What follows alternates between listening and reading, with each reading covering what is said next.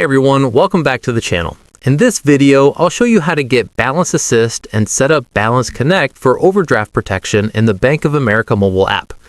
To get started, open the Bank of America mobile app and log into your account. If you don't have the app yet, download it from the App Store or Google Play Store.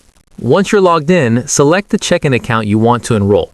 Keep in mind that most checking accounts are eligible, but Balance Connect is not available for Safe Balance Banking or Safe Balance Banking for family banking accounts. After opening the account, scroll down past your recent transactions until you see the Account Management section. Under Account Management, tap on Balance Connect for overdraft detection. This option allows Bank of America to automatically transfer funds from another eligible account if your checking account balance gets too low. Next, tap the toggle switch to turn Balance Connect on. Follow any additional on-screen prompts to confirm your enrollment. Once it's enabled, Balance Connect will help protect you from overdrafts by moving available funds when needed.